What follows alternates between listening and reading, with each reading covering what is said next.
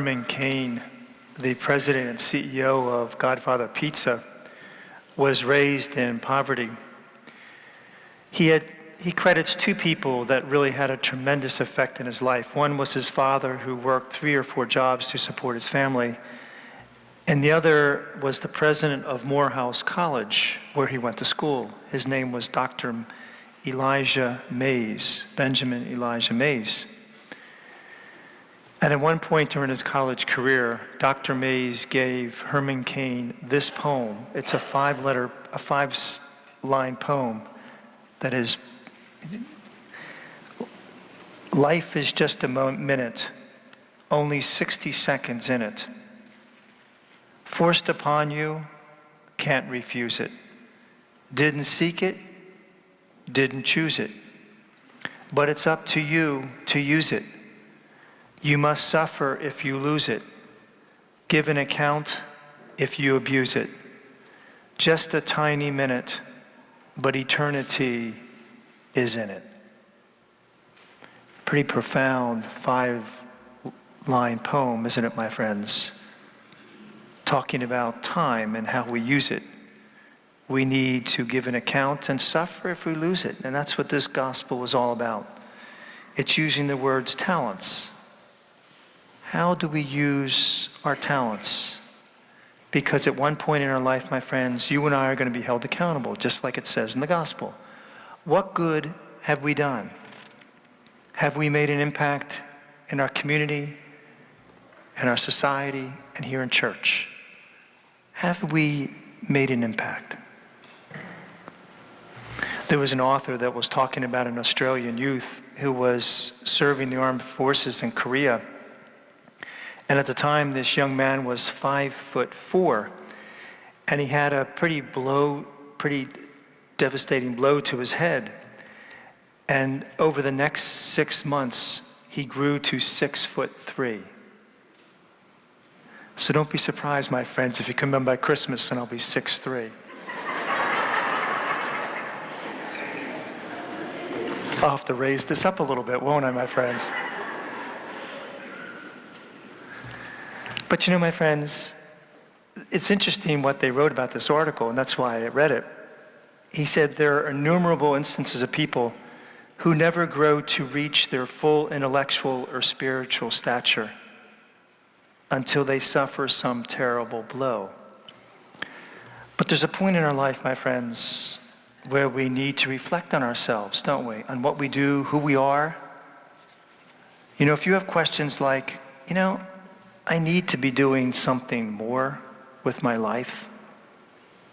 Do I have a purpose other than what I'm doing now?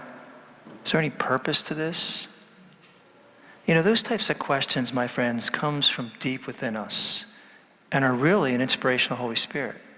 And a lot of times we push them to the sides. I don't have time for that. Well, we need to make time because it's who we are. It's who we are. And our society today has so much noise and activities, we push them to the side. And then we end up with that man who buried his treasure. The great violinist Niccolò Paganini willed his violin to the city where he was born in Genoa, Italy. It's a very, very expensive, treasured violin, played by probably one of the greatest masterpieces ever. He gave that and willed that to the city with one condition, that his violin never be played again. So it's that in that museum piece as something to be looked at. Do you know what happened to that a few short years later, to that violin? It started to rot. Because a museum piece isn't meant to be looked at, my friends. A violin is meant to be played. It's not an artifact. It's an instrument. And it's the same with us. If we don't do something, my friends, we rot away in the inside. Tony Cappolo talks about one of his women that's in his congregation. Her name is Nancy, and she's confined to a wheelchair, paralyzed from the chest down. And she said, she went to talk to Tony one day and talked about her condition. She said, you know, she went through a horrible divorce. She had no friends. She hated her job. She hated her life. So she jumped out of her 5th-story window apartment building hoping to end her life. It didn't end her life, my friends. It left her paralyzed. The first day in the hospital, she had a dream. She said, Jesus appeared to me and told me that I once had a healthy body and a crippled soul. And he said, now you have a crippled body, but a healthy soul. But you need to do something with it. And that's all he said. That night, she said she couldn't sleep, and she prayed through the night. After she got out of the hospital, she put this little ad in the newspaper. It simply said this: if you are lonely or have a problem, call me. I'm in a wheelchair and seldom get out. We can share our problems with each other. Just call. I'd love to talk.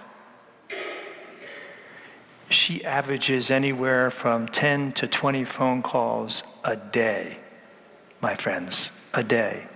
People calling her just to talk.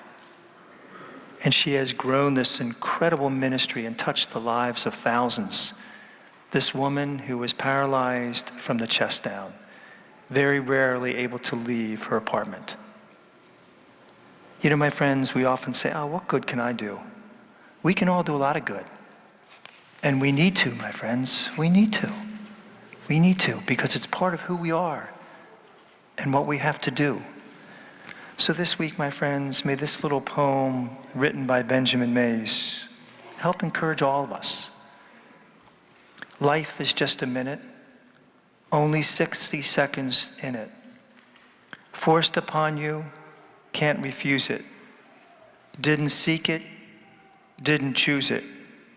But it's up to you to use it. You must suffer if you lose it. Give an account if you abuse it.